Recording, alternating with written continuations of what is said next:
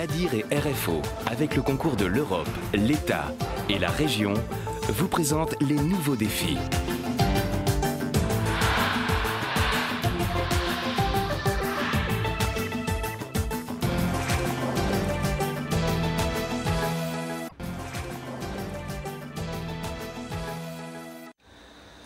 Dans One Arc, tu peux l'ouvrir s'il te plaît?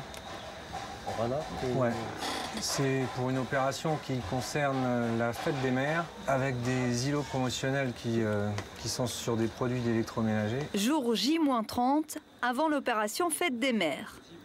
Cette année encore, les publicitaires redoubleront d'originalité pour attirer les clients. Ici, une mise en scène de différents produits d'électroménager. Jean-Luc est infographiste. Il va devoir créer en 3 dimensions un support qui, pour le moment, est plutôt plat. Je reçois les fichiers de la création, je l'interprète pour que ça parte directement à l'impression. Par rapport à ce que le client demande, là on demande des coins de palette, des palettes et un arbre central.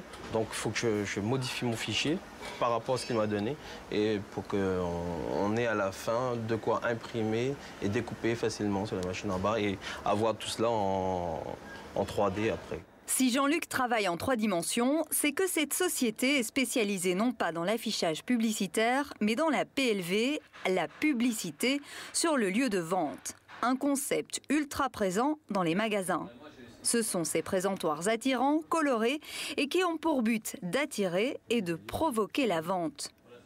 Si ce concept est bien installé maintenant, il n'en était rien il y a 15 ans. C'est ce qui a attiré les 2 fondateurs de cette société. Les actions promotionnelles étaient encore très basiques il y a une quinzaine d'années.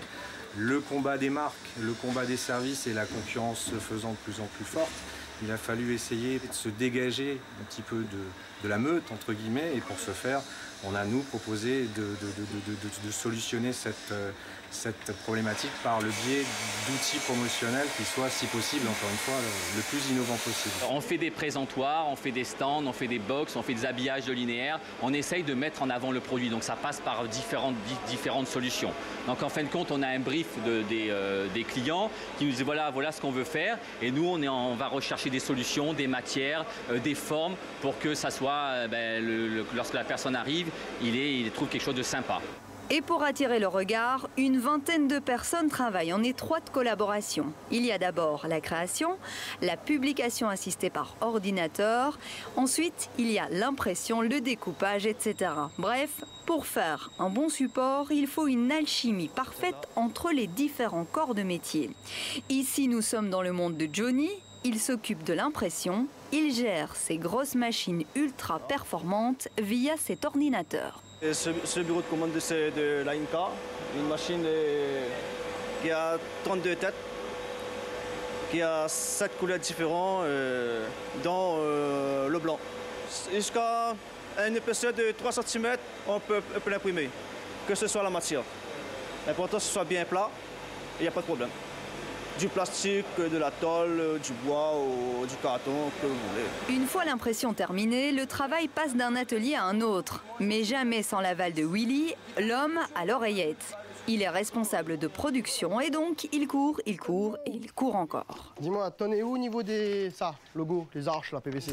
En PVC 10 là. Jean-Luc m'envoie la forme pour ça? Une forme découpe? Oui, 5 mm. De la PAO à la sortie d'atelier, je suis le dossier jusqu'à temps qu'il soit fini, livré au client. On vous voit tout le temps courir. Souvent. Et vous avez un truc qui est accroché à votre oreille là. C'est un kit oreillette, c'est parce que je suis tous les 5 minutes au téléphone. C'est vivant, c'est pas monotone, on fait toujours des choses un peu différentes, c'est plaisant quoi, c'est pas monotone. Ah, il reste moins de 9 là-haut pour couper. La fin d'imprimé 7, mais attends de finir les 2 autres, il me montrera les 9 directement. Puisque la société fabrique en majorité des supports en 3 dimensions, l'atelier de découpe est incontournable. Ici, tout est possible. Découper du papier, du PVC ou encore du carton. Cet univers, c'est celui d'Edmond. Mon métier, déjà, c'est d'essayer de créer des études ou satisfaire les demandes des clients, c'est-à-dire que, d'une part, faire des tracés, fabriquer des totems, des présentoirs, tout ça à la demande du client, bien sûr, essayer de respecter ce qu'ils veulent, et puis de créer, Voilà.